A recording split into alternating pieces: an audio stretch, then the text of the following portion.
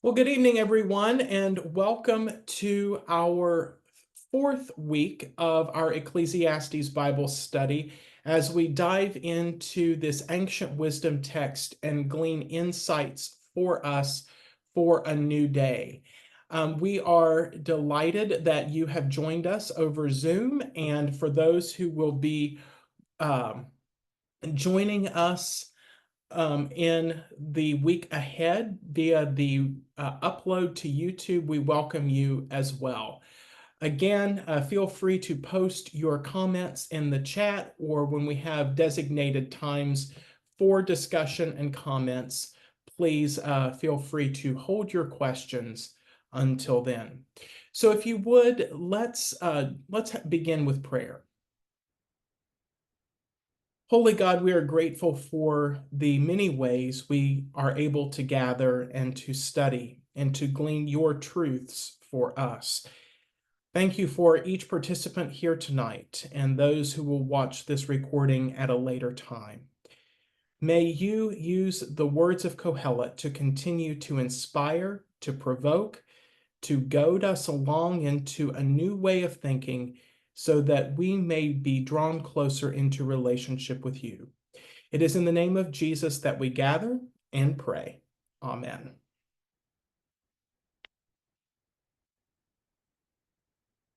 I am delighted to be able to screen share with you.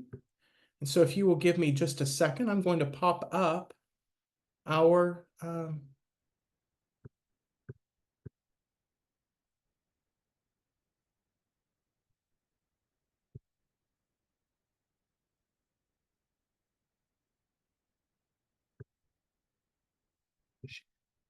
okay. Can everyone see okay?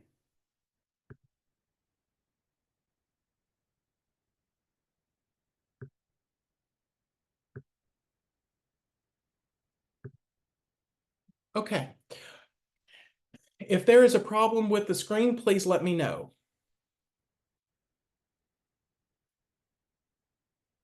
Okay. Seeing none, we move on. Well, welcome again tonight's, as we gathered, as you might have gleaned, we are focusing on Ecclesiastes 3 today. Perhaps the most uh, well-known part of Ecclesiastes. During the beginning of this study, I noted that Ecclesiastes is one of the most obscure books of the Hebrew Bible. And for as obscure and ignored and unknown as Ecclesiastes is, the third chapter, especially the first 8 verses of the third chapter, are perhaps some of the most well-known in all of Scripture. And again, Pete Seeger took these words verbatim and set them to music in Turn, Turn, Turn by the Byrds in 1965. And that's what our prelude was for tonight's study, if you will. And so it begins with those famous words, "For everything there is a season and a time for every matter under heaven." Again, this is the most well-known part of Ecclesiastes. They have been a part of pop culture and have been sung since 1965. And although the first 8 verses are the most well-known part of Ecclesiastes 3, there is so much more to it. And we're going to take a closer look at the verses that follow as well and think about some pretty interesting concepts, some of which you may have never heard before. So we're going to have some fun. Usually I read from the New Revised Standard Version, but tonight I am reading from the Jewish Publication Society's Tanakh, which is their translation of the Hebrew Bible. And so as you follow along at home in your Bible, it may sound a little bit different, but that's what Bible study is all about. We get to compare and contrast and hear different versions. So if you would, let's go ahead and take a look at the first 8 verses, and I will begin reading them. And so feel free to follow along at home. A season is set for everything, a time for every experience under heaven, a time for being born and a time for dying, a time for planting and a time for uprooting the planted, a time for slaying and a time for healing, a time for tearing down and a time for building up, a time for weeping and a time for laughing, a time for wailing and a time for dancing, a time for throwing stones and a time for gathering stones, a time for embracing and a time to refrain from embracing, a time for seeking and a time for losing, a time for keeping and a time for discarding, a time for ripping and a time for sowing, a time for silence and a time for speaking, a time for loving and a time for hating, a time for war and a time of peace. So these 8 verses make up what scholars call the catalog of times. And these verses are comprised of 14 pairings that are made up of the same pattern, a time to or for X and a time for to or for Y.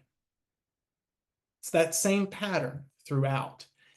And these verses show us not only an incredibly intricate example of Hebrew poetry, but it also shows the genius of the writer Kohelet is.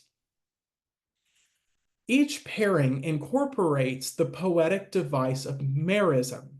A merism is setting 2 opposite themes or ideas alongside each other in order to encapsulate everything in between them.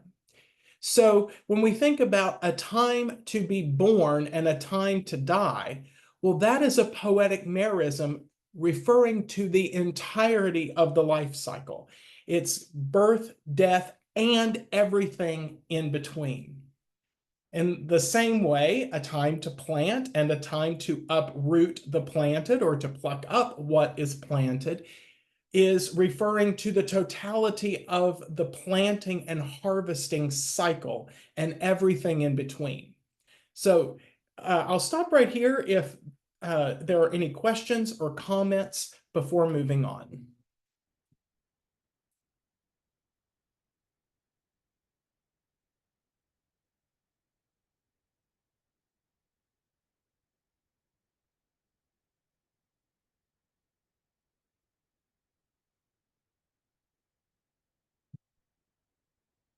Okay, checking the chat here. Okay, I don't see anything, so we'll keep right on moving. I will say it is much easier for me to screen share from here, so I'm going to actually keep it this way for right now. So in the ancient world, some of these meristic pairings that we see in Ecclesiastes 3, 1 through 8 can be a bit different and can have different meanings than we might read them today. They could also mean more than one thing. So a time to plant and a time to uproot could be a euphemism not only for the cycles of harvesting and planting, but for the destruction of ancient Judea's enemies. If we look at the prophet Zephaniah, chapter 2, verse 4, he writes, Ekron, which was the capital of ancient Philistia, shall be uprooted, meaning it shall be utterly destroyed. And I can't help but wonder, given our conversations in the previous weeks about the Greek conquest, Hellenization, when the Greek Empire conquered lands and regions and set up their culture, their way of life, their philosophy, including ancient Judea. And what Kohelet may have been thinking when he said a time to plant and a time to uproot the planted. Could he have been thinking about some potted plants he had in the corner of his house, thinking that one might be on its last limb and ready to die, and he has to tear it out and throw it away and start over? Well, maybe. But could he also be thinking about the Greeks who had set up shop in his homeland and were the occupying force that he and his neighbors lived and dealt with every single day? And could it be a subtle way of saying, your days are numbered too? You may have planted yourselves here, but your reign will not last forever. I don't know, but I like to say that both could be equally plausible. So what do you think?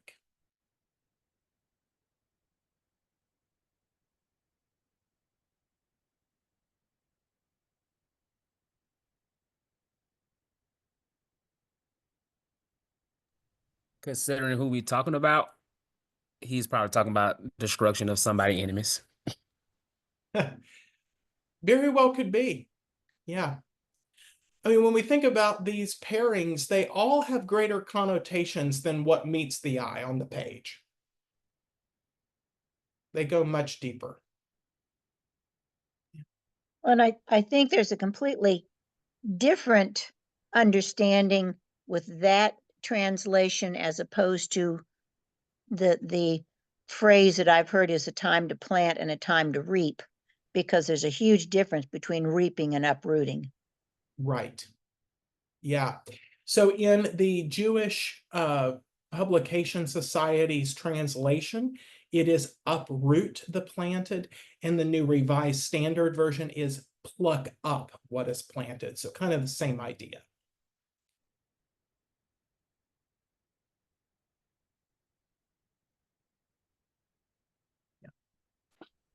Another, Hello? yeah, go ahead. Oh, this is Bernice. I was thinking that maybe it meant like if we were speaking in the Christian term with our baptism or becoming a Christian, maybe the time to plant would be maybe to become baptized, and then maybe the uprooting is getting rid of your old life and accepting your Christian life. Yeah, that's a good insight. I mean, it could be it could be an allusion to a change of life, and certainly there are spiritual implications, as there may have been um, implications in Kohelet's day and age too. So, you know, if we're not dealing with the occupying Greeks, then how might this be implemented and applied to our lives? And I think that's a great application, Bernice. Thank you for that.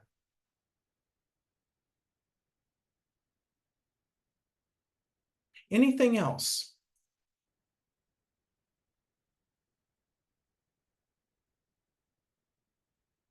Well, and one more example of having dual meaning, a time to throw away stones and a time to gather stones together. You know, I remember when I was in elementary school, I learned this passage in a Sunday school lesson, and I was so taken aback by this line, a time to throw away stones and a time to gather stones together, and what that could have meant. And I actually went to the pastor of the church I grew up in and asked him, what does it mean? Now, mind you, my family had just built our new home, and to keep me busy, my dad had tasked me with going around the dirt, the fresh dirt that had been laid around the house, and collect any stones that were bigger than my fist, because he was going to plant grass seed. And you can't have rocks getting in the way of the growing seed. And so that was really the only time I had gathering stones together, putting them in the wheelbarrow and getting them out of the soil. But what did this mean? And I went to my pastor, and he said to me, well, ancient Palestine is a very rocky terrain. And so many people would have to gather stones in order for planting to be successful. And he gave me a very I would say very blasé and milquetoast answer, because the real meaning of that line is sexual intercourse. And every reader in Kohelet's day would have known exactly what he was talking about. And it's a time for sexual intercourse and a time for abstinence. I don't think my pastor would have told elementary school me that when I asked him about it if he knew that was the meaning. So I still kind of chuckle about that even today. Any further comments or questions before moving forward?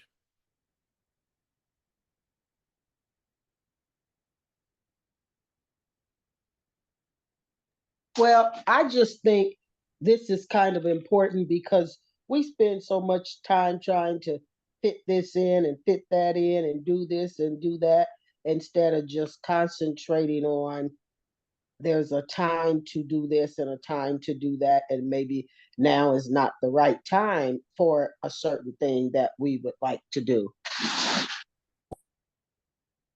Absolutely. Yeah, unless we forget that in the times and seasons, we gathered hearing the birds hit, and we kind of, bobbed along and danced in our seats from home. But Kohelet was not writing this to inspire catchy folk rock melodies. That's not the purpose of this. And in fact, remember, he's not overly a positive, cheerful individual. He's despairing. These are times that happen to us, whether we want them to happen or not. We will all experience these in our lives. And to keep those in perspective, like you said, Vernice, is saying, you know what? Just give it time. It'll circle right back. And with that, we move on. I don't know if you all can see this from home, but here we see all of these pairings listed in a column. And so this comes from the article that I referenced last week, The Hebrew Book of Changes by John Jarrick. And the opening line, going back to slide 2 for a second, for everything there is a season and a time for every matter under heaven, can have more than one translation. And Jarrick suggests that a more accurate translation of this verse might be everything is changing and change is everything.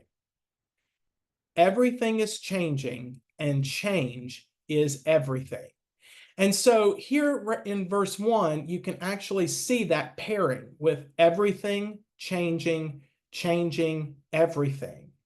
And these symbols by them are carried through in patterns throughout the next 8 verses. So you've got birthing, everything, dying, changing, planting, everything, plucking or uprooting, changing, killing, changing, healing, everything. So that notion of everything and changing, everything is changing, is woven throughout these verses in a very rhythmic and intentional pattern. And it's really amazing to see that.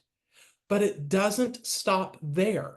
Now, again, all of the graphics you're going to see in the next set of slides are from this article, because I was not going to sit and make all of these in PowerPoint today when I could take a picture of them and upload them. Much easier that way. So here again, you see this everything and changing, changing and everything, and all of these pairings, again, listed with the cycles beside of them. Do you see that?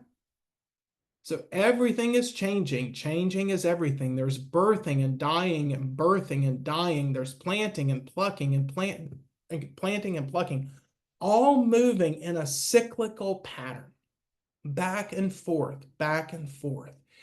So that if we experience weeping, just hold on, because laughing will come. As the psalmist said, weeping may endure for the night, but joy comes in the morning. And if we're laughing, just hold on, because there will be a time for weeping that will come soon enough. And it will go back and forth, and we experience all of these patterns, all of these cycles throughout our lives. But it doesn't stop there. You can see how they're paralleled with each other, kind of this overlapping, so that in verse 1, we see that everything is changing, and change is everything. But so we've got the everything's paired together and the changing paired together. And then we've got birthing paired with planting and dying paired with plucking. Same way, killing and wrecking, healing and building, weeping and mourning, laughing and dancing. So they're kind of parallel with each other. So think about, these are two parallel lines running in tandem with one another throughout these pairings and these listings.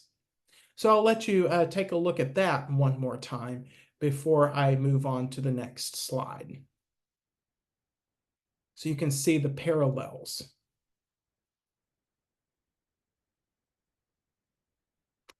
And then it doesn't stop there even. You can see how they are grouped together, and so into units. So we've got birthing paired with building, and then wrecking paired with dying, planting paired with healing, and plucking paired with killing. So they comprise these units that are very, very well organized, so to speak. And so I can let you see that and take a look at that before moving on.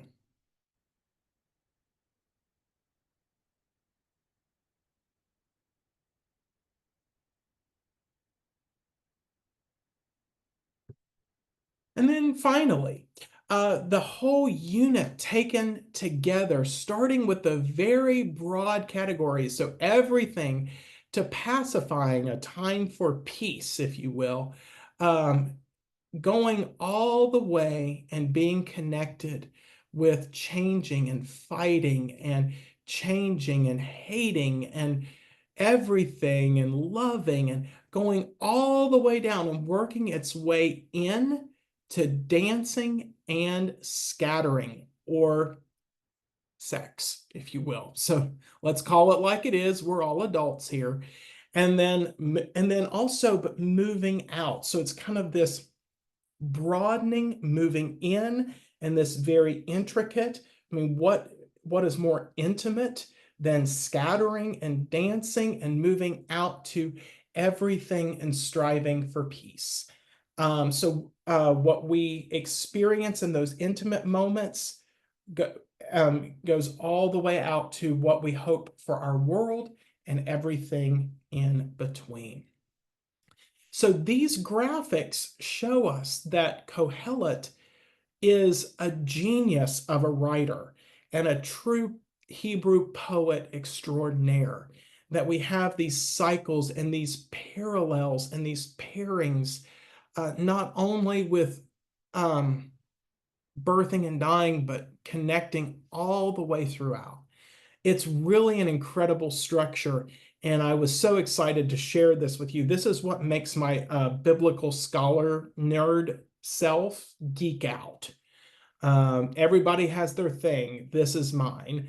And I'll pause here to see what questions you might have.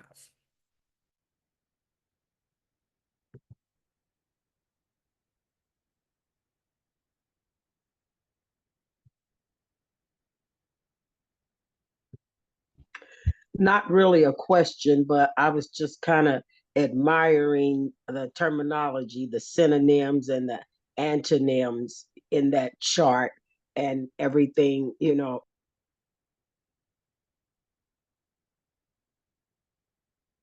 Yeah, it's absolutely incredible.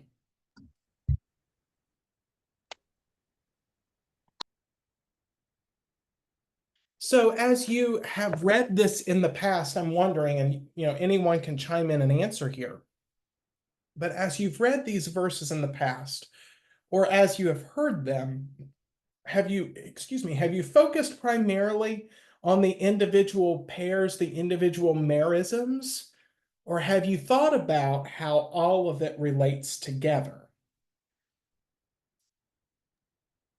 Just each individual pair, like the way they contrast to each other. Mm-hmm.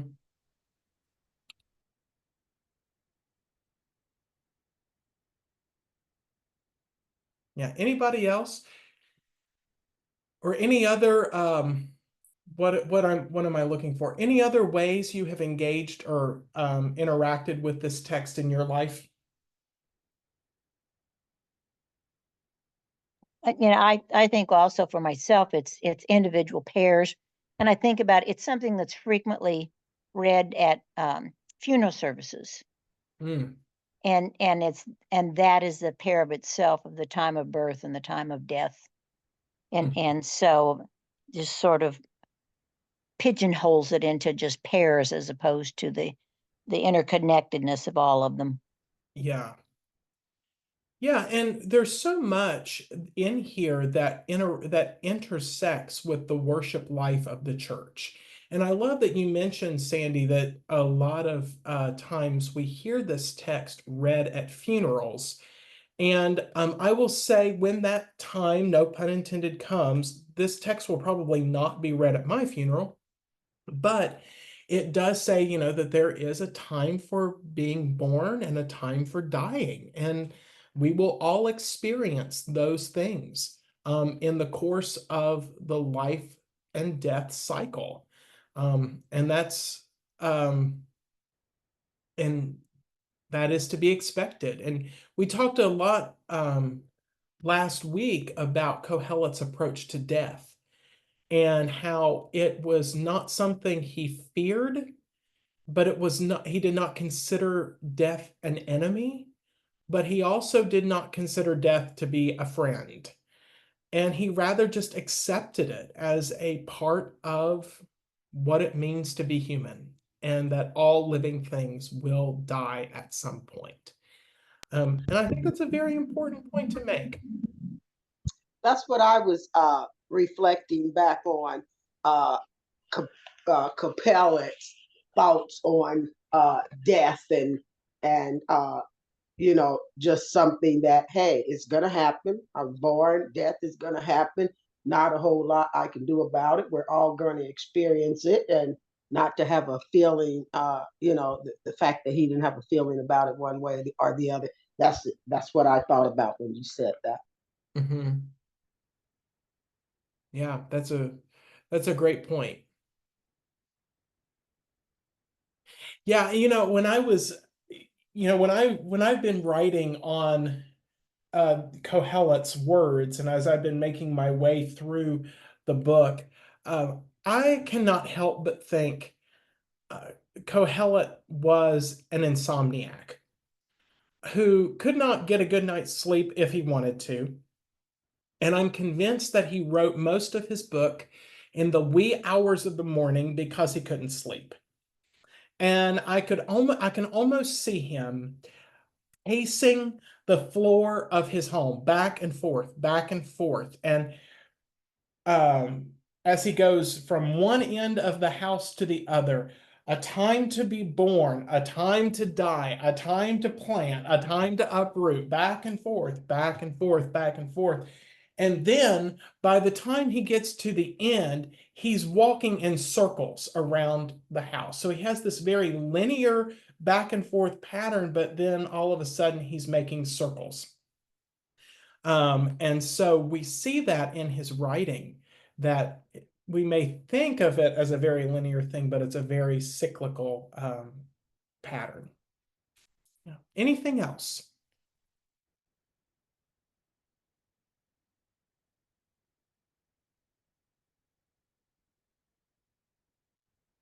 Okay, let's move forward. So, as we read these words, we have to remember, as I've mentioned, that Kohelet is not shifting moods here. He is not giving us something to celebrate. He isn't inspiring 1960s folk rock tunes. Rather, he acknowledges that these are times and seasons that happen to us by God, no less, which makes God even less of a friend to Kohelet, as we considered last week. So there's a real double-barreled concern here. On the one hand, we see these times that provide order and structure to our lives. They're unavoidable, they happen to us, but on the other hand, they add to Kohelet's ever-growing list of futilities. And, as I mentioned, he was walking in circles around his house, and I can almost hear him going, a time to be born, a time to die, a time to plant, a time to pluck up that hevel, that sigh of gruff dissatisfaction. And that is how Kohelet is composing this list, while not neglecting his brilliance in doing so.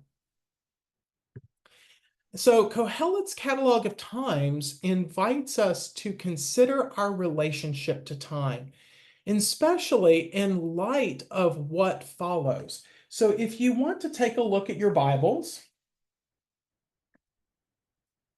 starting with verse 9, what value then can the person of affairs get from what they earn? I have observed the business that God gave humankind to be concerned with. God brings everything to pass precisely at its time. God also puts eternity in their mind. But without humanity ever guessing from first to last all the things that God brings to pass. Another way of saying that is God preoccupies humanity with the attempt to discover the times of future events. And so it begs the question, what is our relationship to time? More so, if God has put eternity into our minds, what is our relationship to eternity? And what does a relationship between time-bound creatures and a God who we say is eternal, what does that relationship look like? And so as I've laid these questions out, as we have eternity put in our minds, we're time-bound creatures. How would you answer these questions? What is our relationship to time and eternity? Any thoughts? I think as far as relation to God, God relating to us maybe how we probably see kids. Like in high school, when you're a kid, you think that moment, that time in your life, that's your whole life. Is nothing more important. But when you're a parent or someone older, you look at it as a big picture. You look at it, it's just a drop in the bucket. And I feel like that's how God probably looks at it, as a drop in the bucket, where to us, this little finite life that we have, it's everything to us. It seems like it's not enough. It's everything is like it's so small, but to God, what seems like a hour to us may seem like for him is so much longer. Like, so that's how I look at it, the way like a high schooler or kid looks at time compared to like an adult look at time. Mhm.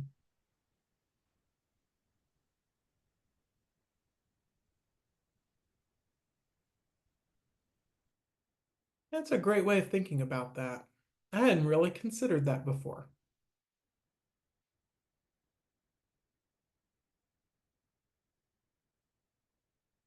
And I think when we're younger, we don't think about eternity. And I think as we get more chronologically enriched, um, that thought of eternity probably is more present with us. But I also think about how, I think maybe it was when I was in high school, it suddenly dawned on me that it seemed like time was going faster. Mm. And I notice It seems to have sped up even more with each year. So um, it's hard to define our understanding of time in that regard. Yeah. I actually just jotted down your phrase, Sandy, chronologically enriched.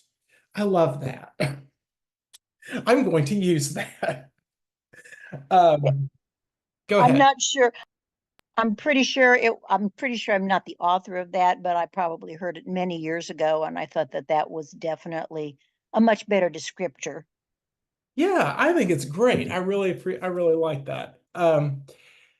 Yeah, it really and I know I'm still showing some of my youthfulness when I say this, but last year I got the notification from my alma mater that last summer was my 10-year class reunion.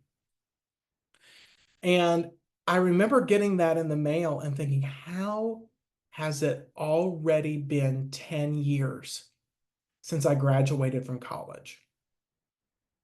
And I came back home and I was like, it just feels like yesterday. I was going to class and walking across the platform to receive my diploma from Dr. Gray. And, time does feel like it speeds up and moves very fast. And, but then there are some times when I sit back and I think, gosh, it's only been 10 years since I've graduated from college. It feels like it's been a lot longer than that too. So time is a flux, and oftentimes we are flummoxed by time, Yeah. and it discombobulates us, if you will. Right. And time, as I'm listening to people speak, I'm thinking about my relationship to time now. When I was working, it was time, time, time, time. I got to do this. I have 15 minutes for that. I have this. That. So we are more focused on time, time, time because we have so many tasks and so little time. But now that I'm retired, it's like, when I say I'm gonna mop my floor on Sunday, I'm like, I look at my calendar. I'm not working anymore. I don't have any plans. I may mop the floor, Monday. So in that perspective, uh, I'm viewing time a lot differently because now I don't have time filled with work.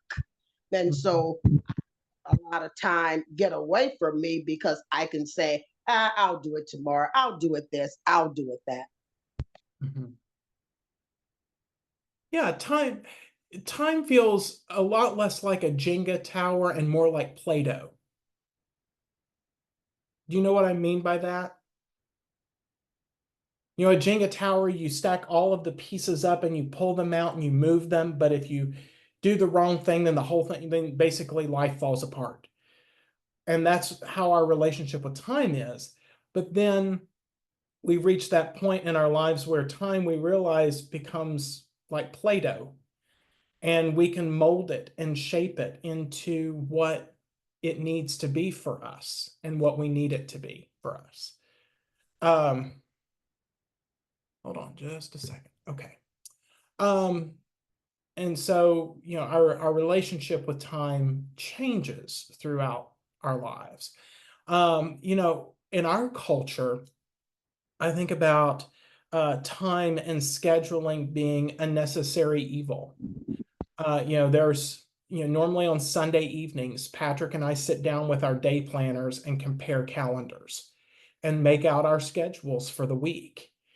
And it's a necessary evil to be on the same page if that's what we want, and we do.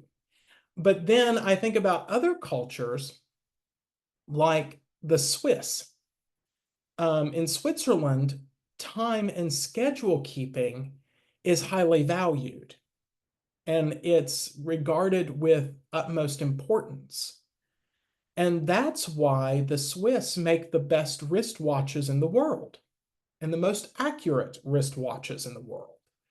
All of those luxury brands, Rolex and Breitling, and go up to Rees Nichols Jewelers and start looking at some of those wristwatches, and I guarantee you 99% of them are made in Switzerland, and most of them cost as much as a new Mercedes. But that's because they value it, and it's something that's important to them. It's not a luxury in their culture. It's just a part of life. And we even see some countercultural initiatives in the United States. I had a friend not too long ago who went on a retreat for a week. And when he got to the retreat center, he had to give up his phone, all of his devices, and he could not wear a wristwatch. And throughout the week and where he was at throughout the retreat center, there were no clocks. And basically, you took a retreat away and stepped away from time and from all notions of time. You went to bed when you went to bed. You got up when you got up. You ate when you ate. You did what you did no matter what time it was. It was as if time did not exist. And I really was intrigued by that. And he told me how incredible it was to step away from time to realize how much he was controlled by it. And I thought, I might have to give that a try sometime. I haven't done it yet.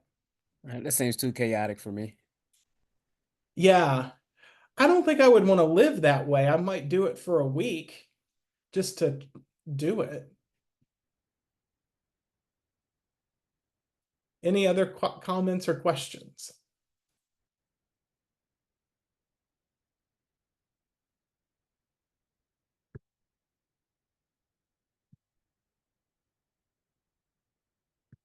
Okay. Well, oftentimes, so here's where I want to switch gears. And I'm going to forewarn you that some of the ideas that I'm going to present in what follows for the rest of our time may be brand new to you. These are things you may have never heard before. And before you write to the superintendent and tell her that I'm a heretic, please know that I am well within the scope of Wesleyan Methodist theology here. In fact, the two theologians I'm going to quote, one is a Church of the Nazarene and one is United Methodist. So I think we're in good company here.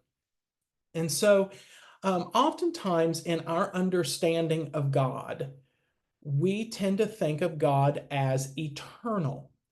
God is outside of time. God exists beyond time, and is unaffected by time. And there is not time in eternity. There is only eternity above time. Eternity and time do not coexist. So again, I will say that one more time. That was actually a quote from Paul Tillich. There is no time in eternity. There is only eternity above time. So it makes us wonder, how do we as time-bound creatures relate to an eternal God? And so for the remainder of our time, I want to introduce to you what is called open and relational theology.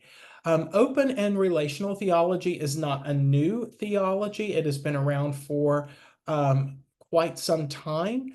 I will say it has not replaced conventional theology, but it has taken root and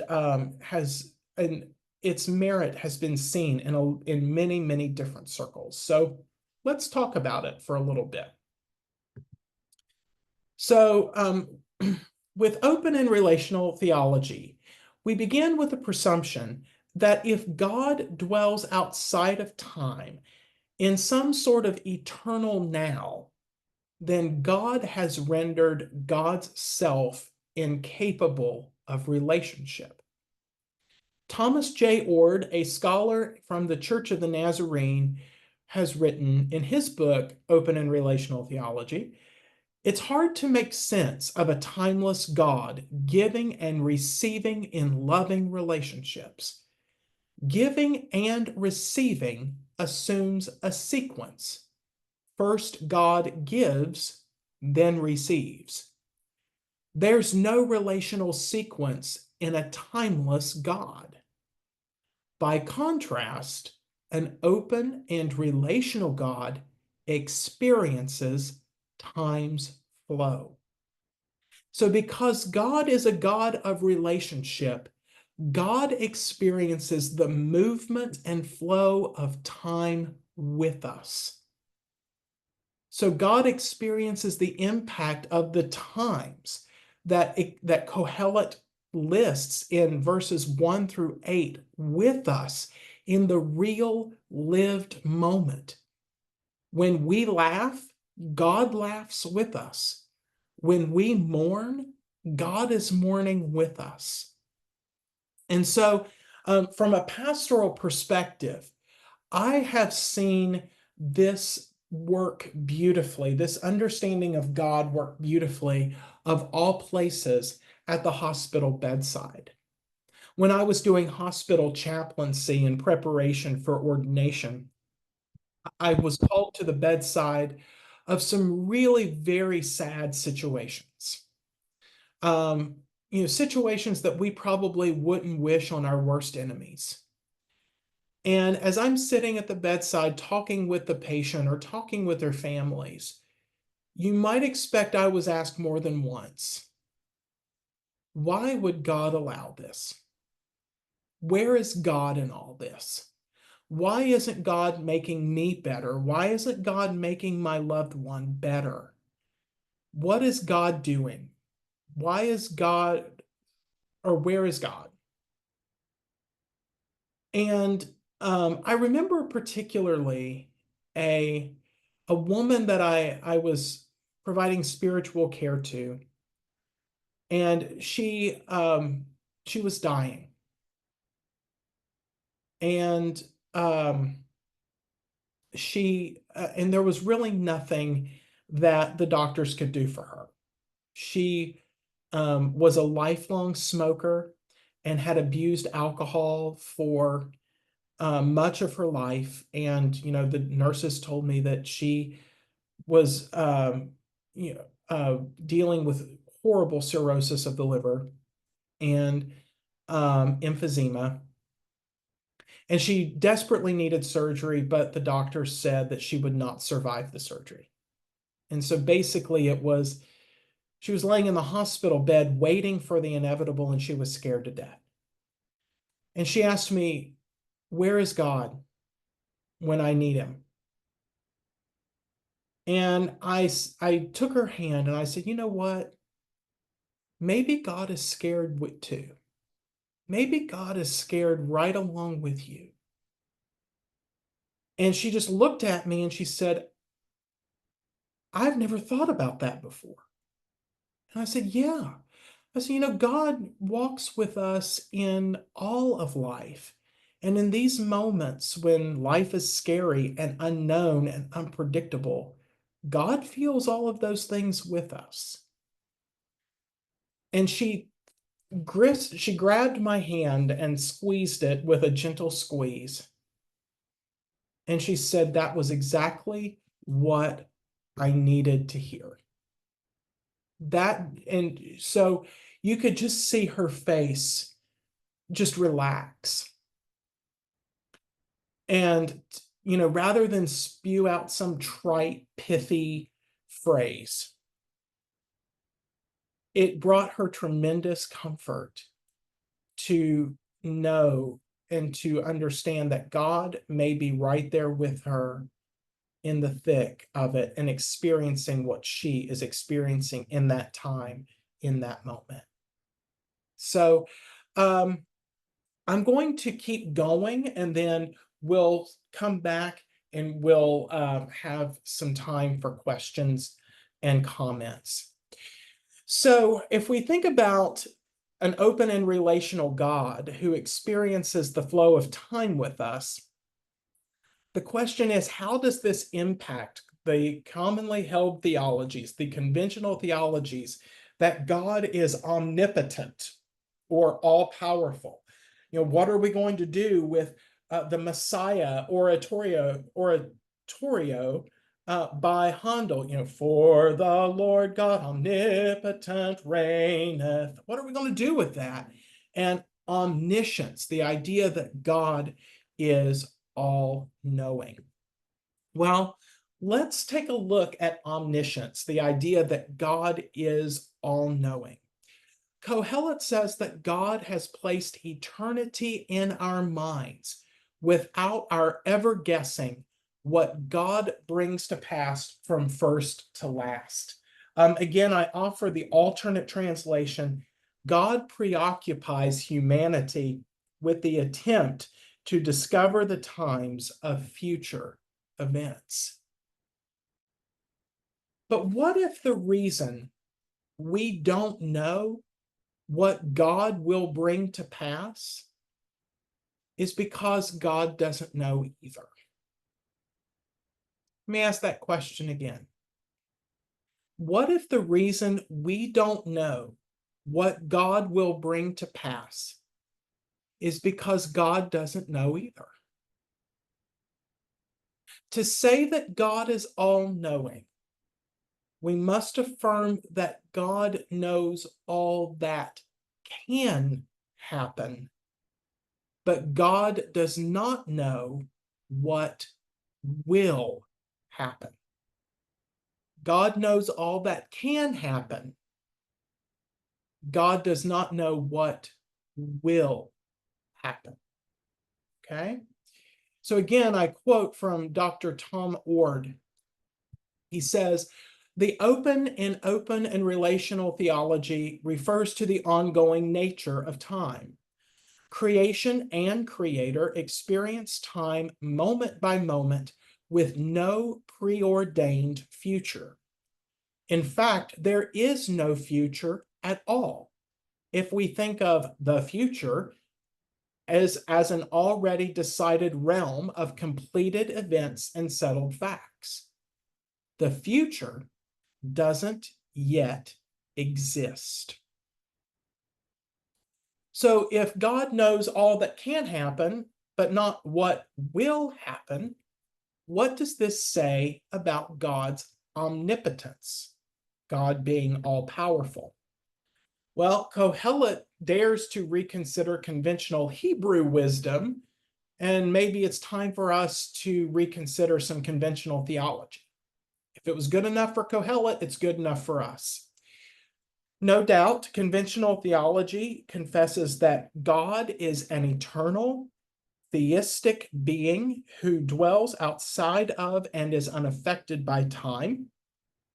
And occasionally, this God may choose to invade time and alter it in order to align it with God's foreknown and predetermined past, present, and future. If that is the case, then we have a problem on our hands.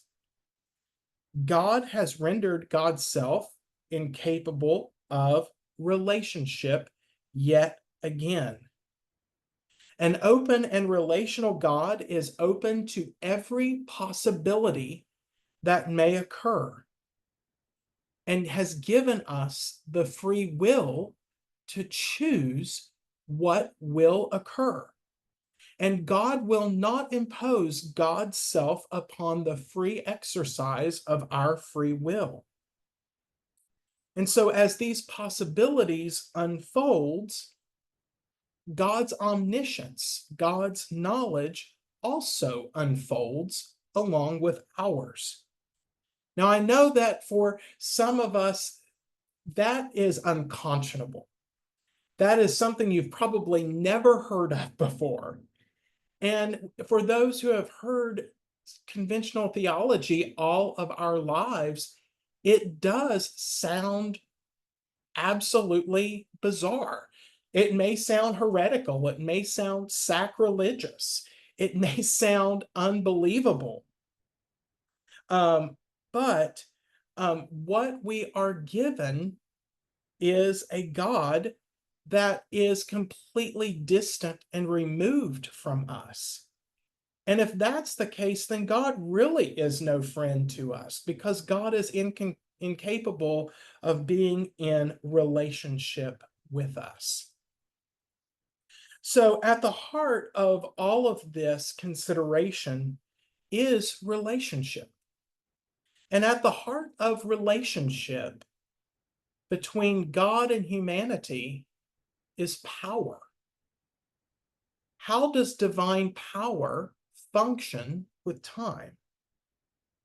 Is God all-powerful and omnipotent? The doctrine of God's omnipotence has been so deeply ingrained in our consciousness, we can hardly ever think of God apart from it. How many of the prayers do we offer begin with Almighty God? Or how many times do we refer to God as the Almighty? I bet most of you didn't know that the doctrine of omnipotence is not a biblical doctrine. At least the way we hear it articulated. It is not in the Bible. In fact, it was not even a part of the Jewish or Christian tradition until the 13th century, when an Italian priest named Thomas Aquinas introduced it in his Summa Theologica, his summation of theology. Now, I'll be honest with you, this summation is 5 volumes printed in English and is about 5,300 pages total. A really concise summation. In fact, there's a resource out there called the Summa of the Summa, or the summation of the summation. If your summation needs a summation, you probably didn't get it right the first time, but I digress. But as to what omnipotence looks like, here's what is so funny about this. As to what exactly it looks like, Thomas Aquinas didn't know. The great doctor of the church did not have any sort of certainty. But what is certain, however, is that if God possesses all the power, then as David Felton and Jeff Proctor Murphy write in their book, Living the Questions, life gets turned into a really bad puppet show. In the same vein, theologian John Cobb, a United Methodist theologian from Claremont School of Theology, says, if you say that God has all the power, then that means God has no power at all, because power is a relational term. Relational power is the only kind of significant power there is. But the notion of omnipotence tends to focus on coercion. Okay? The notion of omnipotence tends to focus on coercion. So I'll actually stop here before moving forward to see if there are any questions or comments. So I look at it as he's both. He's outside of time and with us at the same time.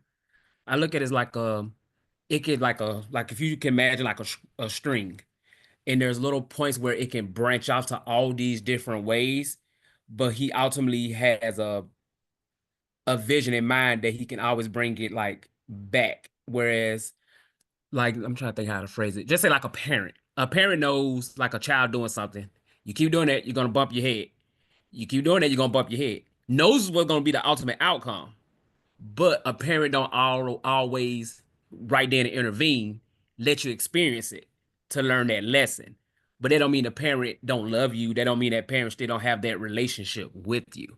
So Mhm. that's how me personally, my beliefs, I look at it like it's both. He can do both things at once where certain things like you're going to the store, you can take 20 different ways to that store, but if he has something designed exactly for you, he's gonna make sure you still get it in a way he knows best. That's just my personal belief, the way I feel. That's why I say he's like outside of it at the same time. He's not a micromanager at the same time, but he will direct certain things if that's like what he has for you. And I feel like certain things, that's why you pray and pray to Jesus and intercede for you, because he has this whole big picture that even if he like, okay, the way that's going, this is going to be your lot in life. But just like he told like the Israelites, if you repent, I will relent on your punishment. So it's kind of like that where he see the way we going, this is what it's going to be. But if we like pray change, he can still change that outcome, but still keep his whole picture in focus because he sees everything being like omnipotent. So that's how me personally, I believe it. Can I add to that, if it's okay? Sure. This is time for discussion. And I'm like listening to Joseph, and it's funny because I can hear him in the other room, and then like I hear him on here too. But I kind of was like, because I wrote down when you said like God knows all that can happen, but not what will happen, and I was like trying to wrap my head around that. And I think that's kind of where Joseph was going with that as well. Joseph and I like watch a lot of Marvel like movies and the Avengers, and there's one called Avengers Endgame, and one of the superheroes in that, his name is Doctor Strange, and he has like this time stone, and it's like he knows every like situation and how it can happen in so many different ways and how things can end, but he doesn't know the exact way.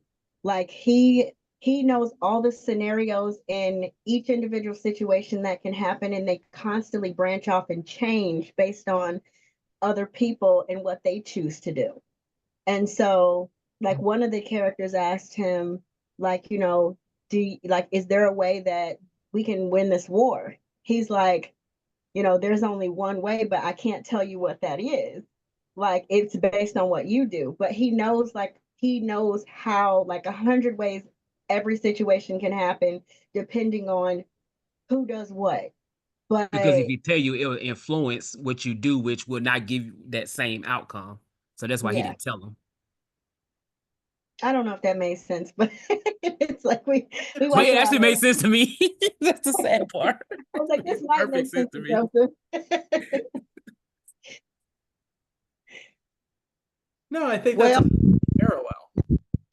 that kind of, well, not kind of, it does make sense to me as I think about, well, that's just like God has that power, but now I kind of feel like he uh he also has given that to us in a sense, because when we think about something, and mainly it's negative things that we shouldn't do, but and then we go through and we weigh out, okay, I shouldn't do this, but I if I do it, this is what can happen.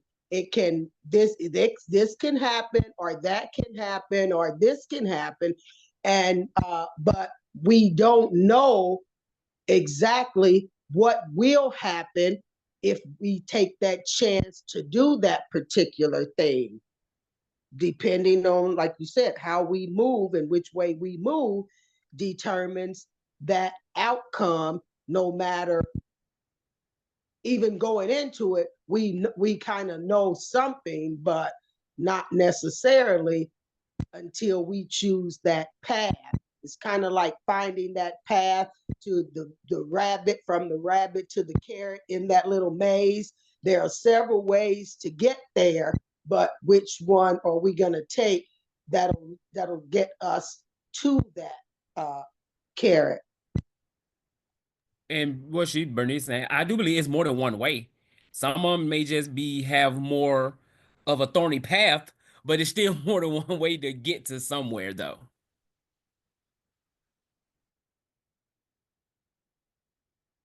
Yeah, some of those roads to the grocery store have more than one pothole.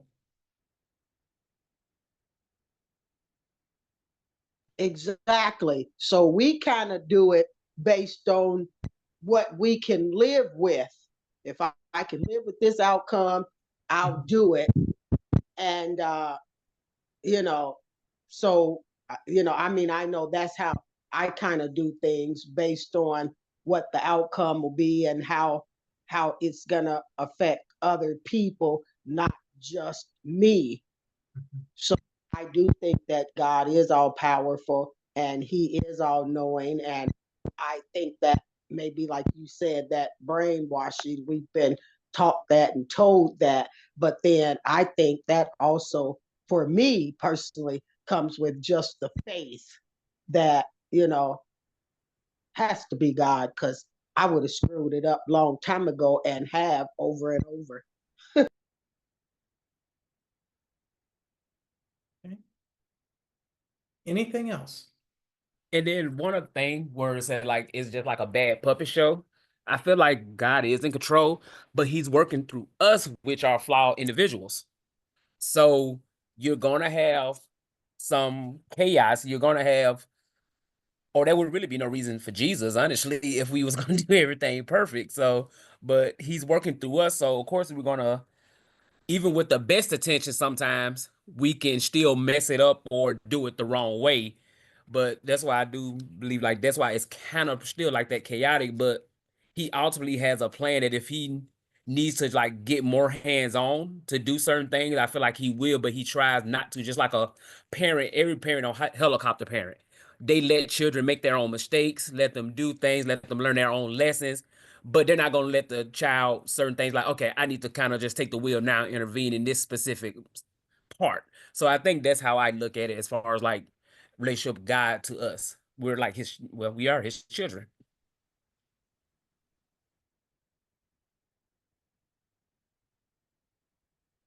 Great. Anything else?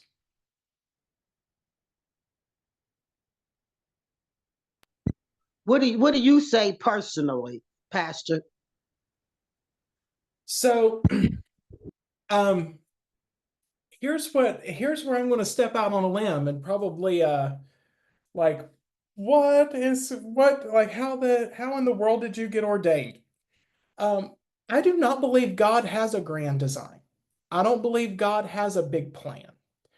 I believe God has created the world with that openness that says, you know what, that plan is not written out, is not preordained, it is not predestined, it is not foreknown. God has created us from the very beginning with relationship to be in time with us, to walk through time with us, and remains open to all that we can choose for ourselves, the good, the bad, and the ugly. And so, with that, I would say that there are some things God can do, but there are also some things God cannot do.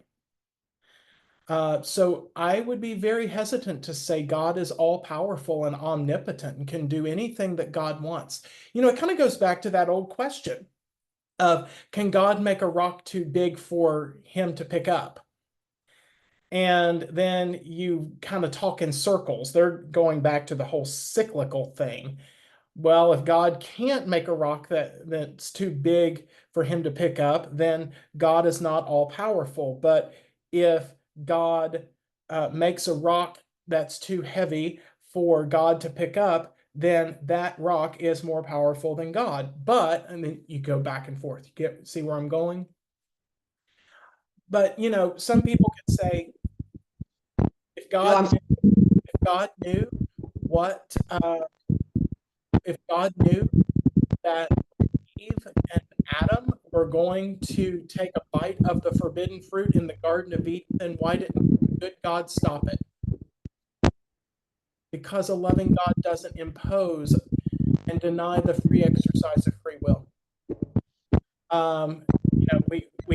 I still see the footage from the devastation of Tropical Storm Helene and the devastation that has been reaped. Well, why didn't God step in and stop that tropical storm from doing all of that. Because we live in a world where tropical storms happen. And that's the way the world is. That's the way the world functions. And because God didn't step in and disperse the tropical storm before it made landfall doesn't make God not good. Um, but rather, this is the world in which we live. And we live in a wild and chaotic world where natural disasters do take place. So where is God if God is not dispersing a tropical storm in the middle of the ocean? Well, God is in the hands of the UMCOR volunteers who are on the ground, picking up the pieces from this disaster, providing essential needs to people who lost everything. Maybe God is in the presence of the FEMA representatives who are there. Maybe God is in the church communities that are holding the hands of the grieving who have lost loved ones in this and still don't know where their loved ones are. So that's, and to me, that says more about the power of God than, well, God is in control and God has this grand purpose, and we may choose all of these different ways, but at the end, we're all going to meet at this grand end that God has designed. I just don't see that. So I will say this: the perfect part of Bible study is that I can share my own experiences and thoughts and beliefs, and you can disagree with everything I say, and that's okay.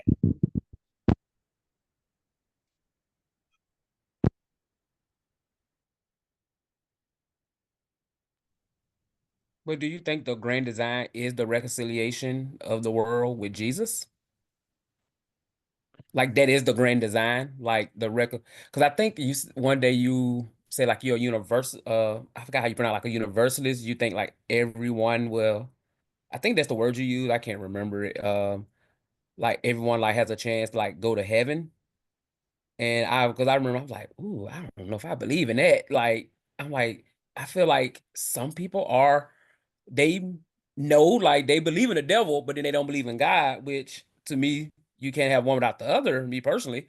So, but I'm like, some people choose to still believe in that because they live for that instant gratification here and now.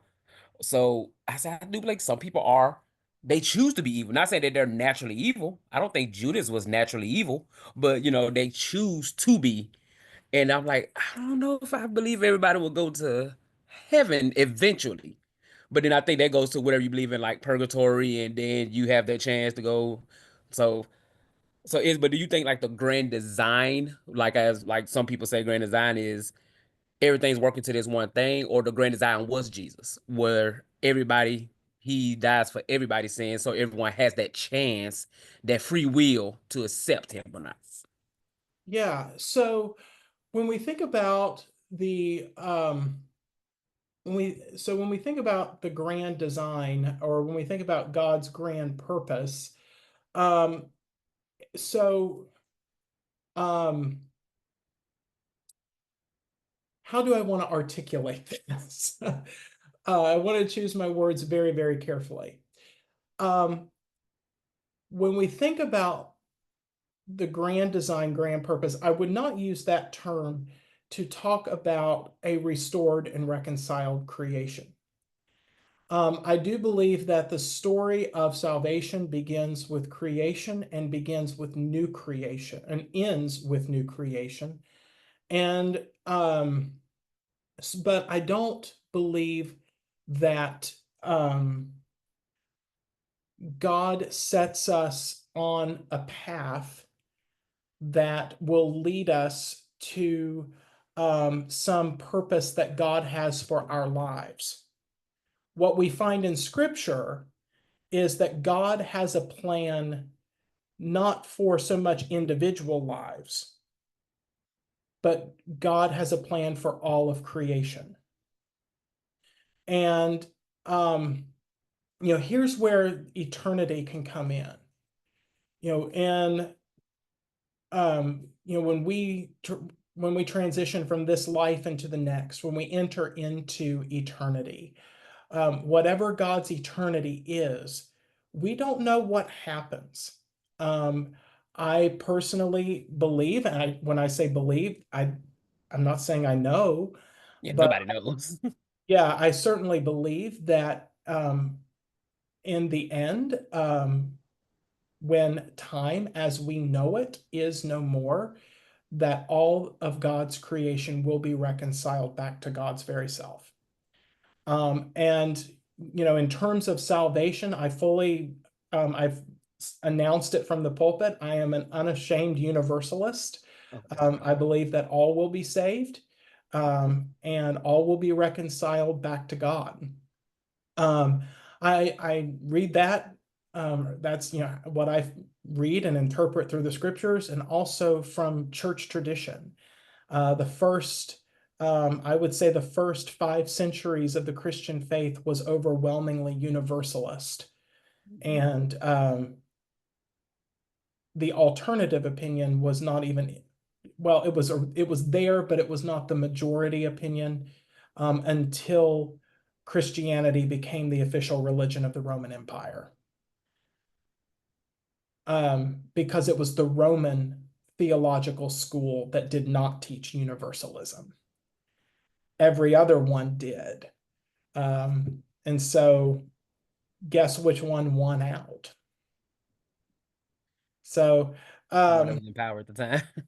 exactly, the one who had the power. And there's that word again, that pesky word again. And so the relationship, there's that word again, between salvation and Christian theology was determined by the ones who held the power, and that was Rome. Because me and Evelyn were just talking about that, where it was a show she's watching, Mormon Wives or something. I can't remember. It's something like that, where they were talking how the women have a certain role, where not even to get educated, your role pretty much to just make babies. And we were talking about how we think a lot of this like religion was used to control people. So I was like, we can only just, we do our best, leave a God knows our heart, we just try our best to try to our own interpretations. But a lot of it was who was in power at the time to bend it to their will to subjugate people, where it was subjugate slaves. Like, hey, we know slavery might be wrong, but obey your masters because that is right. They leave out every other part, but leave that part in. Like, wives, do what your husband say. Like, your husband can be doing everything else, beat you, do everything else. But if you want to be a dutiful wife, like in the Bible, you just take it. You don't try to get yourself to safety. So we was talking about that, like, I think it's like yesterday or day before yesterday, where it's pretty much who's in power, and it was used to control people so much. And that's why we always say, like, I can't really blame no one for like not wanting to be a Christian or feeling a certain way about Christianity and the church and things, because a lot of it, once again, using flawed people who interpreting things, who's using it, we tend to bend things to our own will for our own self-interest. Yeah, absolutely. And Christianity, the gospel, Jesus has all been co-opted to advance power. It's the And Crusades, ain't it? Just um, how about Christian nationalism? yes. Oh, they always talk about There's one. I mean, it's American Christianity. We always differentiate between like what we say we believe in, plus we like, oh, American Christianity is a little different. yeah. And so, um, you know, Joseph, I may be going out on a limb here, but I would even go so far as to say that this doctrine of unrestrained omnipotence has been one of the leading causes of Christianity's power grabs over the centuries. That this um, that this all-powerful God is on our side, and in that power we get it for ourselves. And so I would actually argue that in many ways that the doctrine of omnipotence has led to some very dark things in Christian history. And yeah, I would agree, but and I think that's anything that was meant for good, any invention, us as humans, oh, we're gonna find a way to pollute it and use it for bad, no matter what it Well, is. that's true too. I won't deny that. But um, especially but thinking about power and kind of this power grab, what we see, whether it's the Crusades all the way to Christian nationalism, this is not a relational Christianity. There is no relationship here with God or with anybody else. It's a power grab. It's all about power and who has all of the power. Um, and um, I mean, it's got its negative underbelly, that's for sure. Yeah.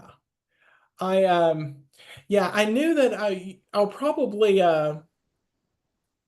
so two things you can probably expect from me. One, I am not going to be preaching from the pulpit on Sunday mornings.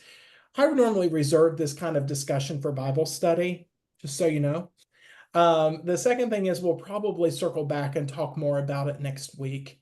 Mm. Just so, because I mean, there's been books written about this stuff, and we certainly can't cover it all in 35 minutes. Cool. But any other thoughts or questions or comments? I just kind of think like anything else, we are conditioned to taking things, if you maybe out of context, to make them fit our lives and our situations that give us, comfort and peace. Mhm. I whenever I think about power, I think power can be dangerous. I never think about power in terms of God being dangerous, but power in itself to us, to people, it can be a dangerous thing. Um, so, I just kind of, I just think that's what we're guilty of. Oh, this right here fits us. We'll use it today, but maybe tomorrow it won't. And we just kind of toss it around as we choose. Yeah, I love that. So let me take what you just said, Vernice, and like put it up, like kind of zoom out on it. Can I do that? So Yeah. when we think of power that way, our lives become like chessboards, and we get to choose which pieces where we want them. And if we don't want a certain piece on the board, then we can just flick it off to the side and keep right on going. Well, there are certain theologies that view us as being pieces on God's chessboard. That God just moves around as God wants in God's foreordained, predestined will. And if we don't measure up, then God can just flick us off the chessboard. And I know a lot of Christians who appeal to God's omnipotence, God's omniscience, God's sovereignty, God's holiness to defend these theologies. Now, I'm speaking of, for those of you who want to know, that's more of a Calvinistic, Reformed theology. And there are some groups of Baptists and Presbyterians and other Reformed groups who adhere to this kind of theology. And I vividly remember being in a Presbyterian church. I was attending a Presbyterian church at the time in Lexington when I was in college.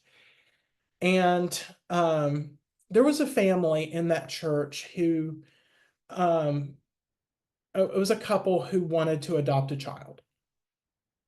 And they tried for years to adopt a child. And finally, they were able to adopt this beautiful baby boy named Theo.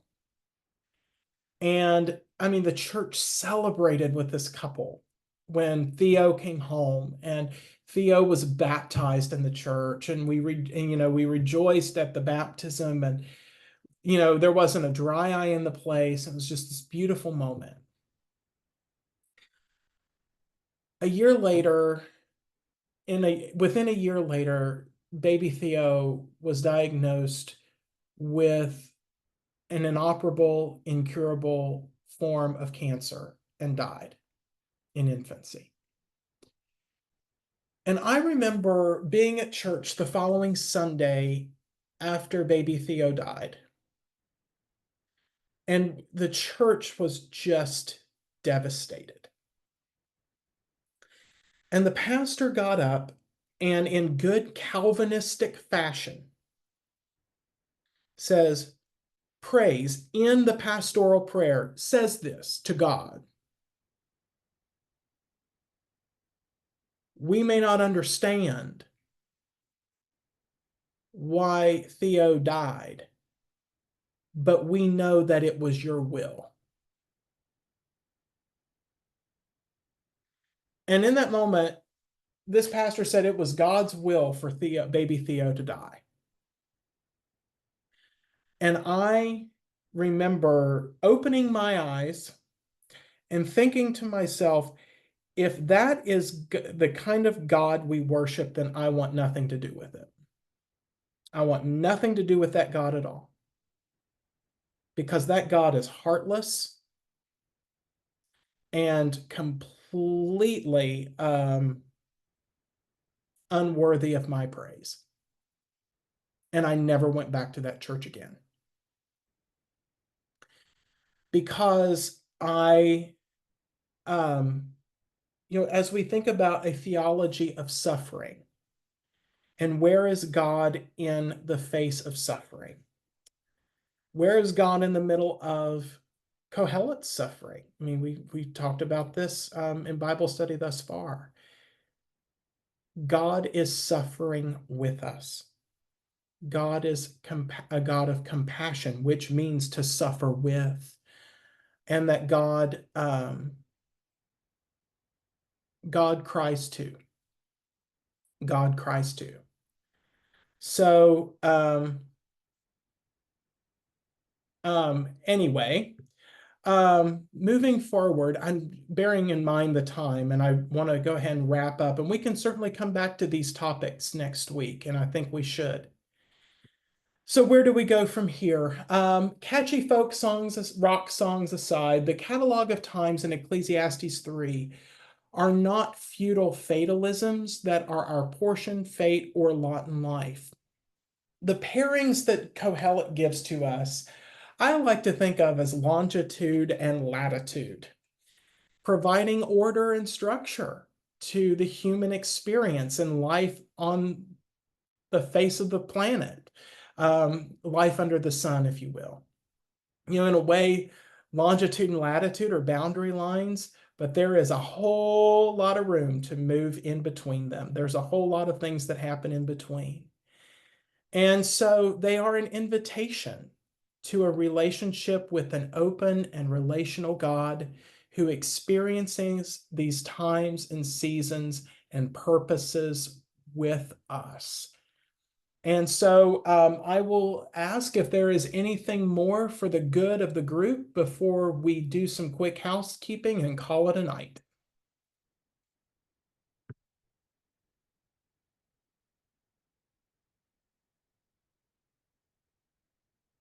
Okay, well, if you would like to discuss this between now and next week, feel free to shoot me an email and we can find a time to discuss. In the meantime, please note that we will meet next week on Wednesday. So we're back to Wednesday, October 9th at 7 p.m. and we'll meet via Zoom. And you should receive an email from the church office with the Zoom link. Also, as a side note, please let the office know which email address is best and that you prefer so we can get that to you. So I'm going to stop sharing my screen. And thank each and every one of you for joining me online tonight. I've had a wonderful time of discussion and conversation, of healthy disagreement, maybe. That's okay. That's Yeah. allowed. But we can come away maybe with a better understanding of what we believe in the face of disagreement. That's what it's all about. So I will uh, send us forth in peace, and I hope you all have a great rest of your Tuesday night. Oh, quick question. Yeah. What chapter are we just reading? Chapter 4 or 5? Oh, great question. I'm so sorry that I forgot to mention. We'll just be doing chapter 4. Okay. Yeah. So to kind of give you a quick rundown, so so after next week, the following 2 Wednesdays, I will be gone, and I'll be recording video lectures for that. And so we'll do chapter 4 next week, and then lecture 1 will be 5 and 6, and then lecture 2 is 7 and 8. So since we won't be having the discussion and the interaction, I can cover a little bit more ground in a recording. So just chapter 4 for next week. Gotcha. Okay. Any